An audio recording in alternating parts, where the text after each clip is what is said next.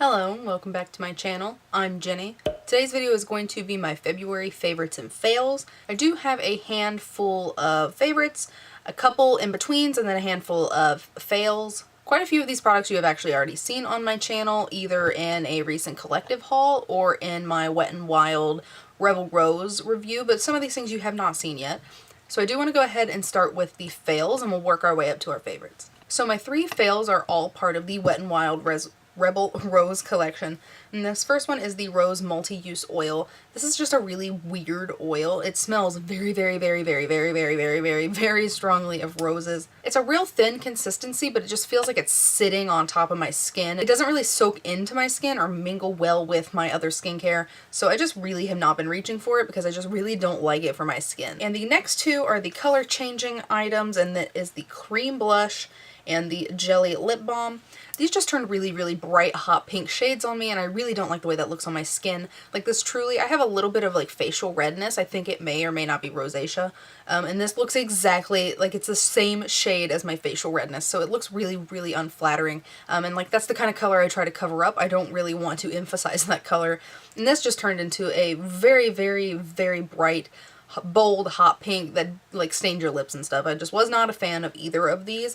The formula of this is really nice though, so if they came out with this formula and like some actual lip balmy type shades that weren't like the color shift, I would really probably pick one of those up because I did enjoy this formula. This formula was really thin and oily, and I did not like the color of either of these. These were both very big fails for me. So my two in-between products are from Makeup Geek, and the first one is their Makeup Geek Blending Sponge. This is an okay sponge, and when it is wet, it does expand a little bit and get a little softer. As a whole, it's still very dense and kind of hard, and it does an okay job of blending, but this was $13, and one of my favorite new sponges is actually going to be my favorite. It's only $3.99, and it's phenomenal, and this is just okay. For $13, I would expect it to be a lot better. So this does get the job done, but I do not recommend it just because of the price point. Next are the Makeup Geek eyelashes in the style Graceful. I have worn these in a video. It is one of my Juvia's Place eyeshadow palette reviews. I'll link it up here for you in case you're interested in checking that out. They look pretty on, but I don't know, they're kind of unflattering on my eye shape. They get really wispy at the outer corners, and they just kind of look long and weird on my eye shape. And I did have some issues gluing them down. I'm not a pro at false lashes, but these were very difficult to glue down. The inner corner, like not even just the inner corner, but like the whole inner half of the lash band would not stay glued down. It doesn't matter how much glue I used, how long I let the glue dry, it did not matter. It just kept coming up, and it was really hard to work with. So as a whole, these are very beautiful, but I don't know that I would repurchase them, and I'm not sure how often I will wear them. So now we're heading to the favorites. I will talk about two of them because they are kind of like a set, and they are the Makeup Geek eyeshadow palettes that just came out, the Champagne Rosé and the Peach Bellini. I'm actually not wearing either of these today, but I do really enjoy these.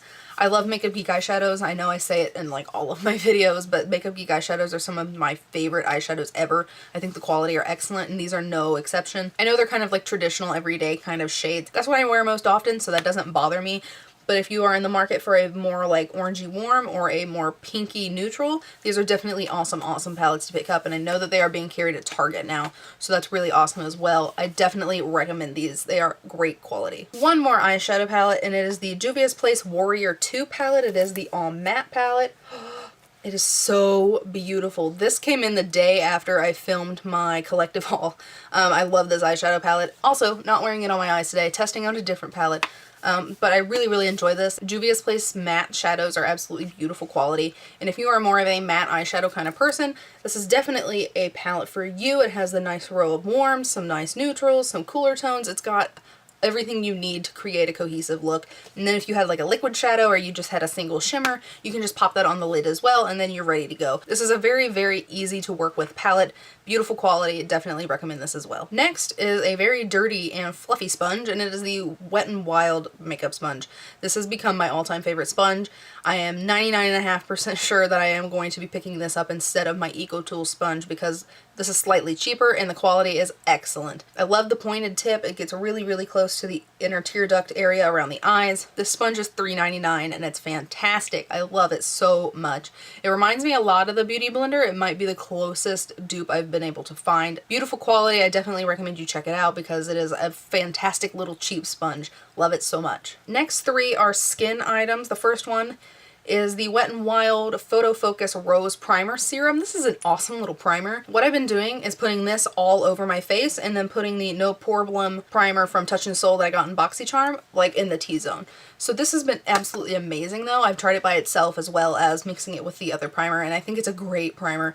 I really, really hope that they keep these things around, these things from this Rebel Rose collection that work really well. Like this serum, I hope they come out with different like scents or colors or whatever, because the formula of this is really awesome. I had a late night event that I had to work.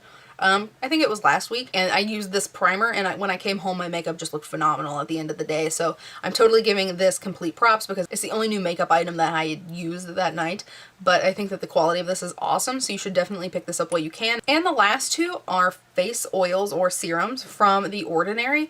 I had wanted to try stuff from The Ordinary for a very, very long time, and they came back to Sephora, and so I went ahead and picked some stuff up. The first one's the Buffet Serum, and I really, really love this morning and night. I like to put this on right after I wash my face and before I do moisturizer.